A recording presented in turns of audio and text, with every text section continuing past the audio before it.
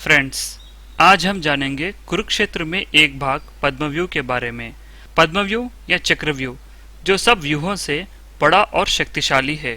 इस व्यूह को महाभारत के युद्ध में कब इस्तेमाल किया गया था और उसके साथ साथ ये भी जानेंगे कि पांडवों ने इस शक्तिशाली चक्रव्यूह को कैसे तोड़ा है। चलो शुरू करते हैं ये वीडियो। कुरुक्षेत्र के युद्ध में 12वां दिन आधी रात को गुरु द्रोणाचार्य से गुस्से से आकर दुर्योधन ने ऐसा कहा कि गुरु द्रोण, आप किसी के काम के नहीं हो। तो इस बात से गुरु द्रोणाचार्य ने दुर्योधन से कहा कि अब मैं क्या हूँ और मेरी शक्ति क्या है, इसका सबको परिचय करवाऊंगा। पांडवों को अंत करने के लिए एक महाचक्र को मैं बनाने वाला हूँ, कहकर दुर्योधन को बात दिया था गुरु द्रोणाचार्य ने।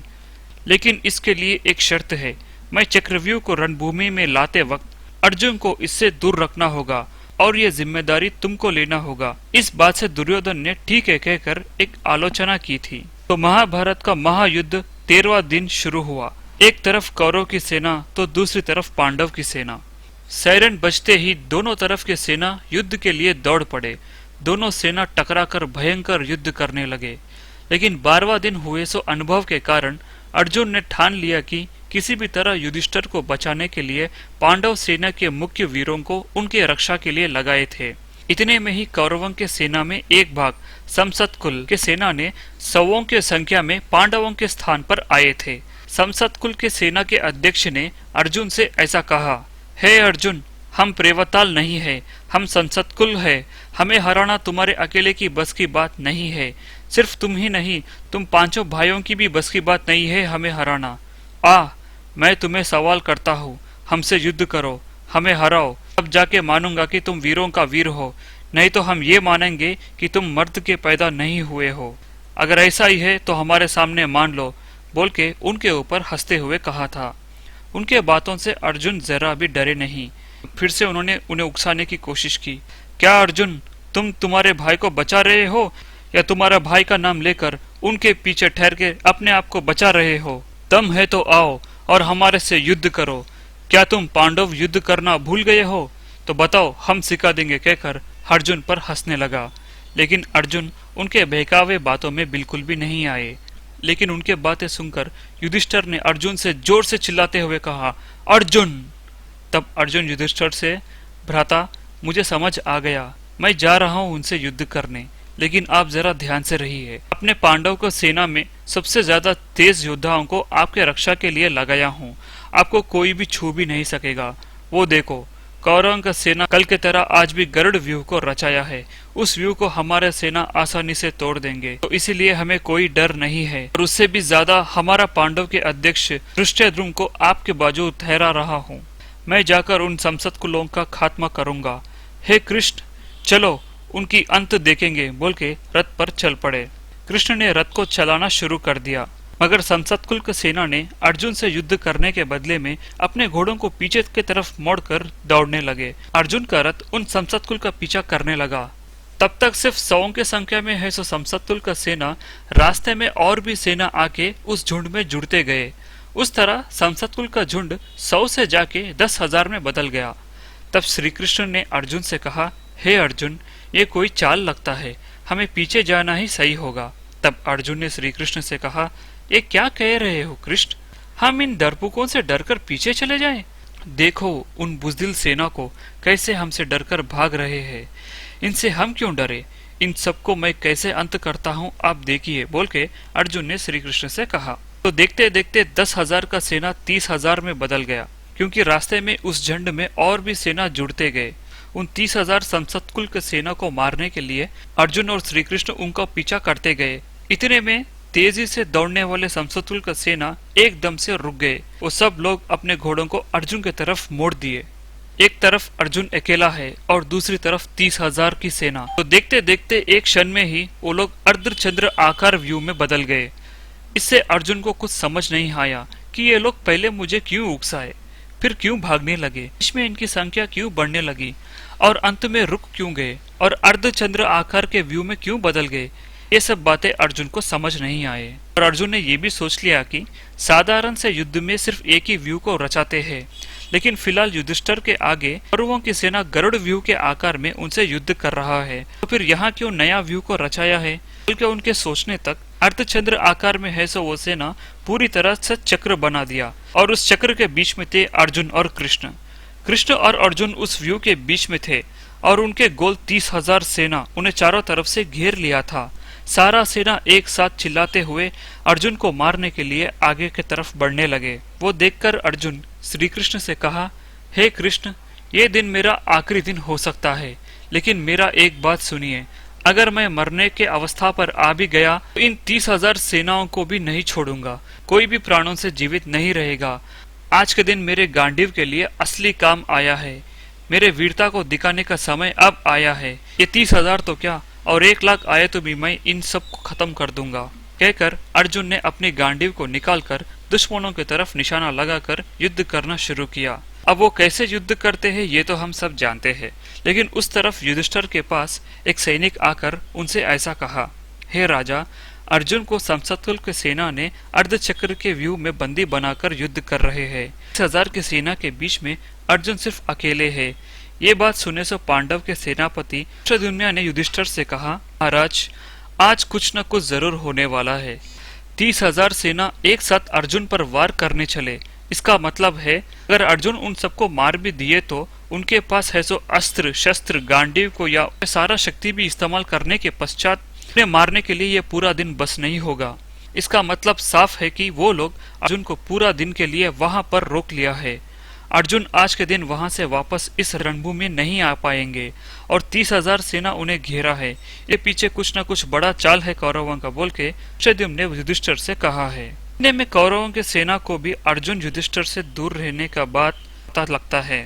तब दुर्योधन गुरु द्रोणाचार्य के पास जाकर ऐसा कहा, देखे हो ना गुरु द्रोण, मैंने अपनी बुद्धि से अर्जुन को युधिष्ठिर से दूर किया हूँ। जैसे आपने चाहा वैसा मैंने किया हूँ। अब आपकी बारी है। क्या कर सकते हो अब कीजिए और दिखा दीजिए अपना पराक्रम। एक क्षण भी नष्ट किए बगैर गुरु द्रोण अपना रक्त पर चढ़कर वहां से शंख को उठाकर अपनी पूरी ताकत से उस शंख को बजाते हैं। तब युद्ध कर रहे सो सारे कुरु सेना एकदम से रुक जाते हैं। से द्रोणाचार्य ने शंख को बजाते हैं। बस तब सारे कौरव सेना युद्ध को छोड़कर वापस भागने लगते हैं। उस तरह भाग के सब सेना एक जगह मिल जाते हैं। इससे पांडवों को कुछ समझ नहीं आया। सब लोग असल वहां क्यों जा रहे हैं बोल के आश्चर्य से देखते हैं। कौरवों की सेना मूर्ति की तरह बिना हिले ठहर जाते हैं। में कौरव सेना के वैद्यकार के लोग बड़े बड़े ढोल बजाने लगते हैं, युद्ध का शंख बजाने लगते हैं। उस शब्द से सारे कौरव सेना एक बड़ा चक्र के आकार में बदल जाते हैं। चक्र 7 भाग का है। एक एक भाग में घोड़े, हाथी, रथ और बड़े बड़े योद्धा है। असल कुरु सेना ऐसा क्यों कर रहा है कि बात पांडवों को समझ आ रहा था, ना ही पांडव सेना को। तब युधिष्ठिर अपने मन ही मन ऐसी बात कर रहे थे, ये कौन से व्यू रच रहे कौरवों ने, इतना भी समझ नहीं आ रहा। क्यों इतने लोग इस चक्र में ठहरे हैं? युधिष्ठिर अपने मन ही मन बात कर रहे थे। पांडवों के सेना धृष्टद्युम्न ने उनसे ऐसा कहा, महाराज, ये व्यू सबसे बड़ा व्यू है, इसको तोड़ना नामुमकिन है। सारा युद्ध को नाश करने की शक्ति इस एक व्यू में है। व्यू का नाम है पद्म व्यू। उसके दिन गुरु द्रोणाचार्य इस व्यू को बनाने का, इसका मतलब है अपने को सब होने वाला है। व्यू की ताकत ये है कि सूर्य के बीच जो भी आता है वो जलकर भस्म हो जाता है। इसी तरह इस व्यू के बीच में जो भी आता है रणभूमि में वो मारा जाता है। सिर्फ मारा ही नहीं जाता बल्कि उसके टुकड़े टुकड़े हो जाते हैं। व्यू आगे बढ़ते जाता है। पांडवों के सेना को मारते मारते युधिष्ठिर के पास आते रहता है।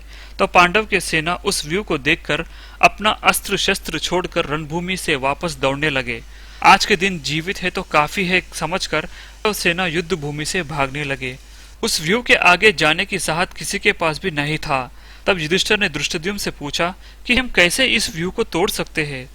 तब धृष्टद्युम्न ने कहा, पांडव के सेना में युद्ध कर रहे केवल अर्जुन ही इस व्यू को तोड़ पाएंगे। अर्जुन को समसतकुल के सेना ने अपने व्यू में घेर लिया है। अर्जुन उन 30,000 सेना को मारकर वापस आने तक आज का समय काफी नहीं होगा। ये पद्मव्यूह अर्जुन के लौटने तक तो सेना को और पांडवों को मार गिराएगा। वापस आए तक उन्हें सिर्फ हमारी हार और लाश ही देखने को मिलेंगे। तब युधिष्ठिर को हार का डर और प्राण का डर शुरू हुआ। सामने देखे तो पद्मव्यूह तेजी से उनके तरफ बढ़ रहा है। एक बोले तो एक सेना भी उस व्यू के आगे नहीं टिक पा रहा। युधिष्ठिर के हाथ कांपने लगे। युधिष्ठिर के रक्षा के लिए जो सेना उनके पास था, युधिष्ठिर ने उनसे ऐसा कहा, मेरे बहादुर वीरों, क्या आज हमें युद्ध हारना होगा? हमारे प्राण चले जाएंगे? हार मानकर उस दुष्ट दुर्योधन के आगे अपने घुटने टेकना पड़ेगा? अయ్यो, समय में मेरा भाई भी अर्जुन मेरे साथ नहीं है। अर्जुन के अलावा हम में से कोई भी इस पद्मव्यूह को तोड़ नहीं पाएगा। ऐसा कोई वीर हमारे पास मौजूद नहीं है। ये आपका अंत है बोलकर हमारे पास तेजी से बढ़ रहा है वो पद्मव्यूह। रोकने के लिए हमारे पास कोई भी वीर मौजूद नहीं है। दुख दर्द से युधिष्ठिर ने अपने सेना से ऐसा पूछ रहे थे। मैं हूँ बड़े पिताश्री बोलकर पीछे से एक आवाज आया और हाथ ऊपर उठा। युधिष्ठिर ने पूछा, कौन हो तुम? इस पद्मव्यूह को तोड़ने वाले वीर कौन हो तुम? मेरे सामने प्रकट कर युधिष्ठिर ने आज्ञा दी थी। तब सब वीरों को बाजू हटाते हुए सामने आए थे। सामने आते वक्त एक तेज शक्ति सामने आई जैसा लगा था युधिष्ठिर को। वह सामने आके ठहरता है। उन्हें देखकर युधिष्ठिर आश्चर्यचकित हो जाते हैं। वो योद्धा कोई और नहीं था बल्कि अर्जुन का पुत्र अभिमन्यु था। तब युधिष्ठिर ने उनसे पूछा, हे अभिमन्यु, क्या आपको इस पद्मव्यूह को तोड़ना आता है? अभिमन्यु ने कहा, हे बड़े पिताश्री, मैं मेरे माता के गर्भ में है जब ही इस पद्मव्यूह को कैसे तोड़ने का विद्या सीखा है मैंने।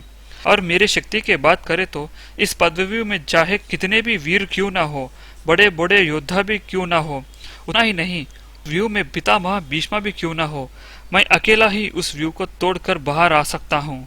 आप केवल आज्ञा दीजिए। अभिमन्यु ने युधिष्ठिर से कहा। अभिमन्यु के आत्मविश्वास, धैर्य और साहस को देखकर युधिष्ठिर को जीतने की उम्मीद दोबारा बढ़ गई। डर के मारे कांप रहे सो सारे वीर दम से राहत की सांस लिए। तो पांडव सेना को सिर्फ एक अभिमन्यु ही बचा सकता है बोलकर सबको विश्वास होने लगा। लेकिन युधिष्ठिर थोड़े सोच में पड़ गए थे, क्योंकि अभिमन्यु सिर्फ 16 साल के ही बच्चे थे और छोटे भाई के बेटे भी थे। अगर इस बालक को कुछ हो गया तो उसका पाप वो संभाल नहीं पाएंगे बोलकर युधिष्ठिर डर गए थे।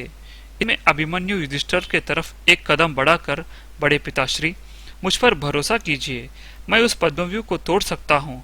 मुझे एक मौका दीजिए। आज ही दिन में पांडवों को जीत का तोहफा दूंगा। और समय का व्यर्थ न करते हुए मुझे आज्ञा दीजिए पिताश्री। वे हमारे सेना को मार रहा है, आगे बढ़ेगा तो हम सब मारे जाएंगे। युधिष्ठिर अभिमन्यु के भुजाओं पर हाथ रखकर ऐसा कहा, हे अभिमन्यु, आज तुम्हारे कंधों पर वो जिम्मेदारी है जो अनंत काल तक धर्म की रक्षा करता रहेगा। अब सारा पांडव सेना सिर्फ तुम्हारे ऊपर ही आधार है। जाओ, जाकर हमारी मार्गदर्शक बनो, हम पद्मव्यूह में लेकर जाओ। हमारे साथ मैं और अपने सेना भी आएंगे। आज के दिन इस व्यू को हम सब मिलकर तोड़ देंगे, कौरवों के अंत देखेंगे। हमें रास्ता बताओ अभिमन्यु बोलकर युधिष्ठिर ने अभिमन्यु से कहा था। उस बात से अभिमन्यु खुशी से मुस्कुराते हुए विश्वास से ऐसा, सारथी, अश्वों को कल्लों से बांधो, अंदर अस्त्र और शस्त्र से भर दो। दिन कुरुक्षेत्र के महासंग्राम में कौरवों का अंत करने के लिए हमारा रथ को सिद्ध करो बोल के जोर से चिल्लाया है। अब यहाँ से अभिमन्यु कैसे युद्ध करते हैं हम आगे के वीडियो में आपको बताएंगे। हमारा ये वीडियो आपको पसंद आए तो प्लीज हमारे चैनल हेलो विकी को लाइक कीजिए, शेयर कीजिए और सब्सक्राइब करके नोटिफिकेशन की घंटी भी दबाइए। अगले वीडियो के साथ हम फिर हाजिर होंगे, तब तक के लिए धन्यवाद।